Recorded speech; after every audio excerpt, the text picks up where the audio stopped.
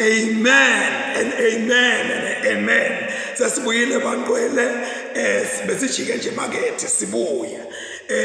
Sibuya nje bangcwele lengekhathi ngiva kulalo mhlabelele kumbe akusiwa lesikhathi thi Jesu wabethe eCalvary kumenqa yezono zami yo Calvary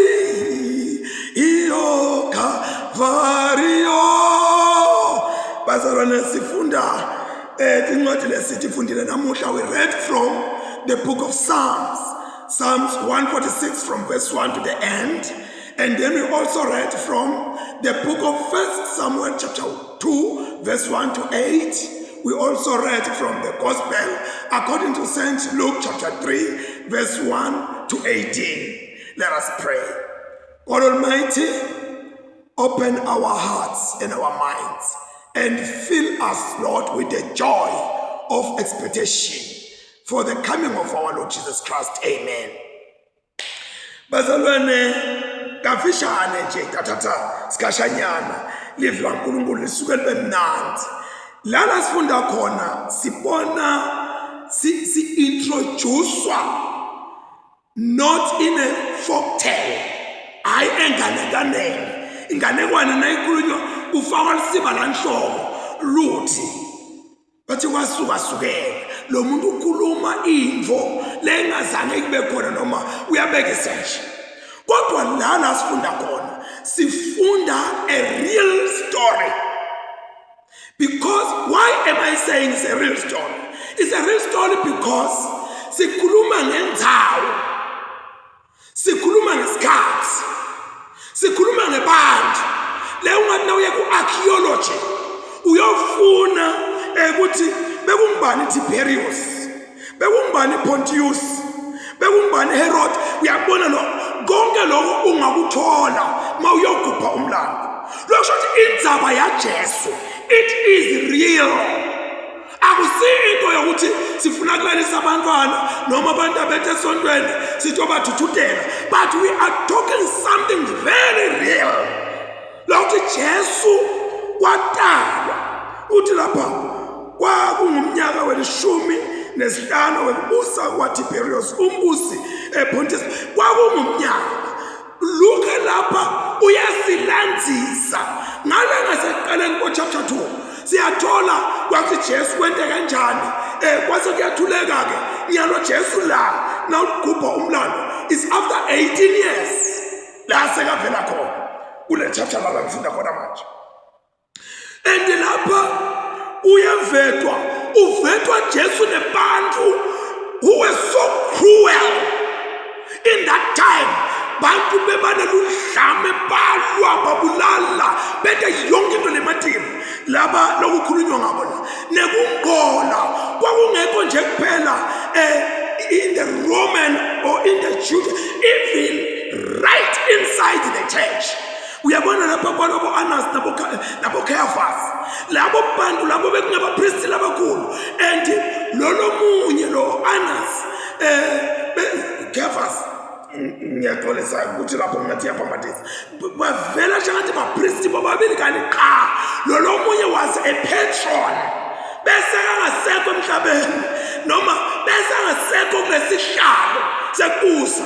Kodwa na kwathiwa nje ukuthi umpristi lomkhulu ngusibani lengakithi kwabakhona induna yaletha tikhathi letya nawe uyabhalisa ufika upitha lelo gama layo kungabese ukuthi kuthiwa awusho ngalele khona nyalo. Lokho ukuthi lo muntu lesihlalo sakhe noma legama lakhe liyaqhubeka lapha laliqhubeka legama lalo lo priest lomkhulu bese kakhona hlele esihlalweni bekungumkhwenyana. Ngiyabona kwakuqonyiswana nje ubone nje ukugqola lokunjalo uzowuthetha intombi yelakhaya sengiyamkomisa ukuthi awu akasala bangumkhwenyana kusho ukuthi kumbe kwakude umfana lakhaya kwasake sethiwa awu ngoba sekukhona umkhwenyana akathathe lesihlalo. Umuntu lo njalo utamkhonda uNkulunkulu ngalophelele cha utobuka babetala ufunani uthandani babetala bathoze bangiqebe babetala bangehlise esihlalweni bazalwane kumnanzi ihlala esihlalweni singakwenza ukuthi into lembi thina siborector nakuthiwa umreda ufa njengazuthi kukhona lo unako wathiwa sewehlile assistant hayi man ungazi sekungasalunga lungahle so sihlalo sinento yaso nje lesikwendako kumuntu so ke leyo nto leyo ke i-wrong kahle eqinisweni eliphelele ngoba the core thing that we should be busy about is the message of the cross. NguJesu hayi lesihlalo lesihleli kudo kuthi mawuhleli kulesihlalo uve shangathi ufudumele ufuna uve nemfudumalo mawuhleli kuJesu.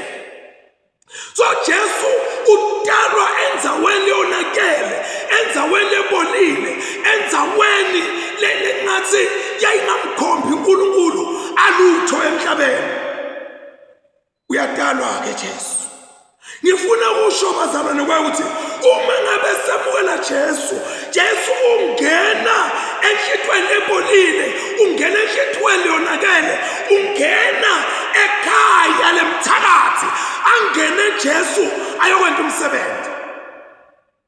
Akasabi Jesu akazange wesabathi hey kulala makhosi kanje atongibulala kongenta ukuthi kodwa Jesu wayongena khona.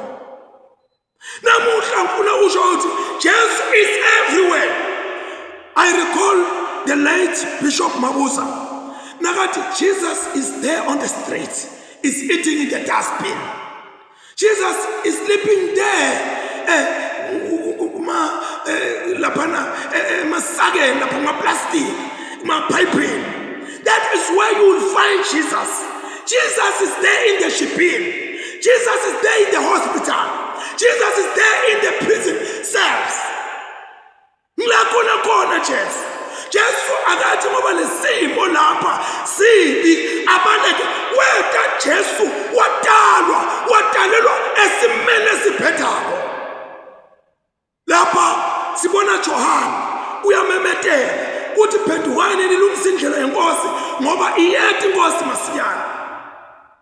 Johana umemeta is connecting with Isaiah chapter 40 verse 3, 4 and 5 maybe 6. Umemetela lo mlayeto Johana. And kunento lemnandi ngaJohana. Johana nakamemetela he was connecting himself with a certain portion of scripture. His message was aligned with the scripture. Kuyenda athi lesikhathi senda umsebenzi waNkulunkulu siwende wena mbamba kodwa singadi kwemsimple scripture lesihamba ngaso. Kuyenda lesikhathi senda umsebenzi waNkulunkulu singa-align nalutho sibe outside. Futhi kuyenda lesikhathi wathi uthi uNkulunkulu kodwa la ngenxa yobunanzi nalokuheha kulo mhlaba uthi kanze ungakwendi lo. Bayeta ke bete kutophathiswa mJohana. Uthi Johana dinyo kanti Johana bekete kumasaja.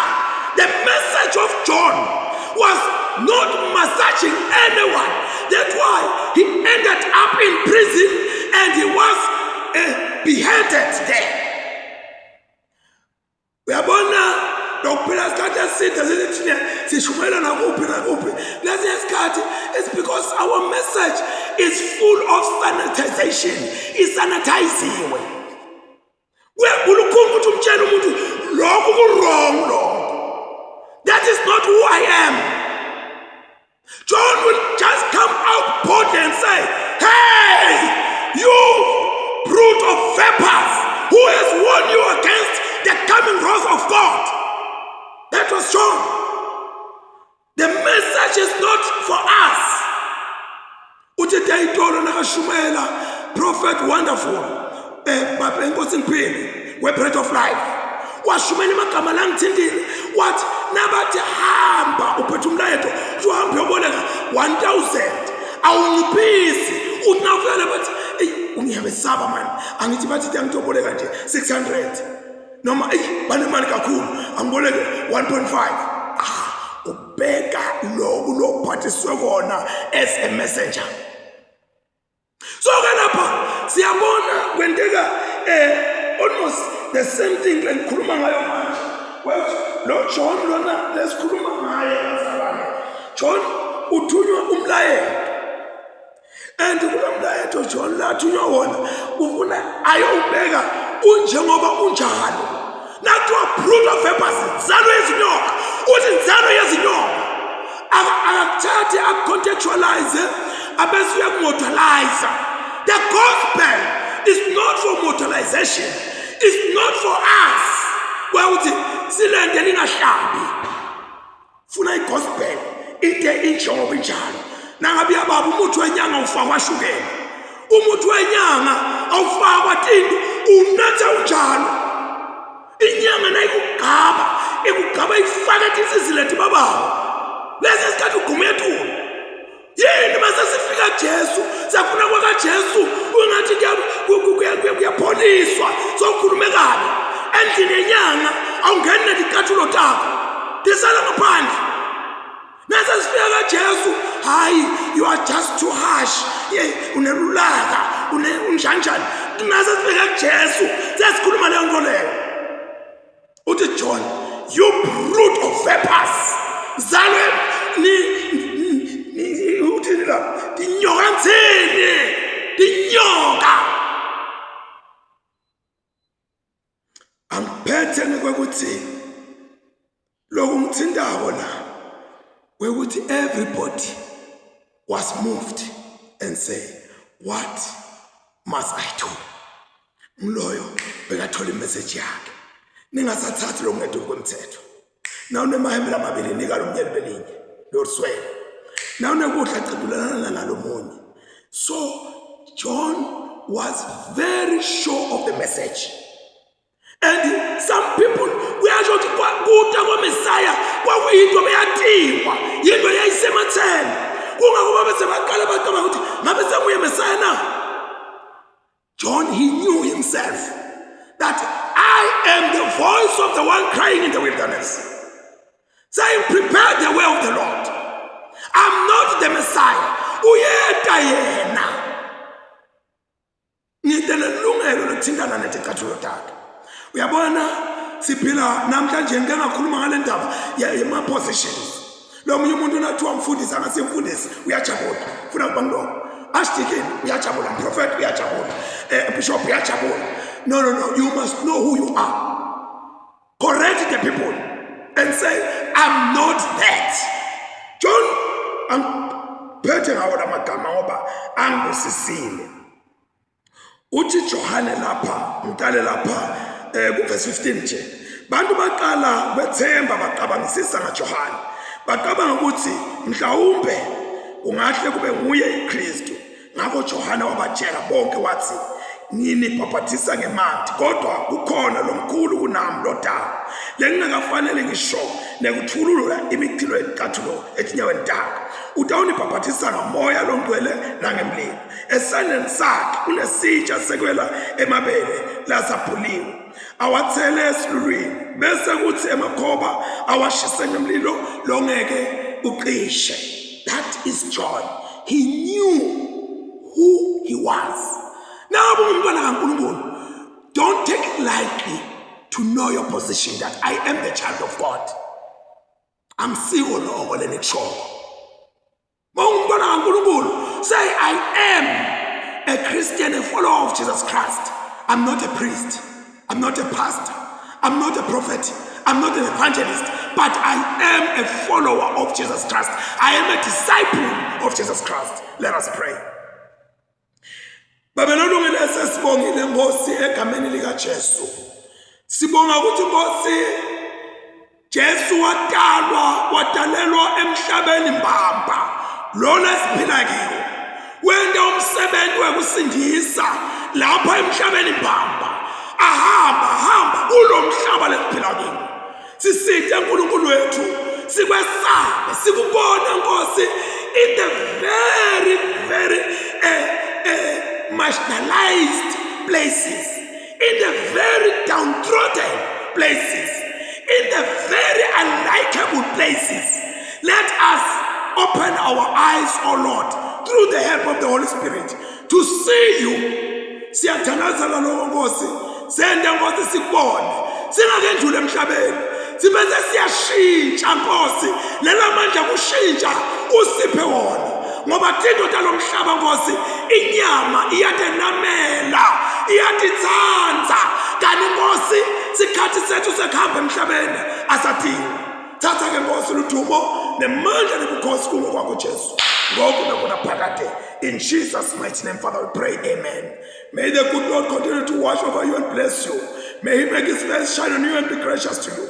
May he look kindly on you and grant you inner peace, such that the peace of God that passes beyond all understanding will keep your mind and your heart in the love and knowledge of God and of his dear Son, our Lord and Savior. And the blessing of God Almighty, Father, Son, and the Holy Spirit may remain with you all, now and forevermore. Amen. Thank you, thank you, thank you. Bazalwane, it was a good moment ukuthi sihlangane under this platform. Qhubekani ke bazalwane, nibasherishele labanye, ni like and nema comments ayangikhuthaza kakhulu. Ngiko nje ngilapha namhlanje sambama kumbe ngabe ngithi isonto abantu babuye emasontweni angincede, but your comments, they keep on putting fuel in me. So may God bless you all. Amen and amen. Babelolungile sesibongile Nkosi egameni lika Jesu. Sibonga Nkosi nawe.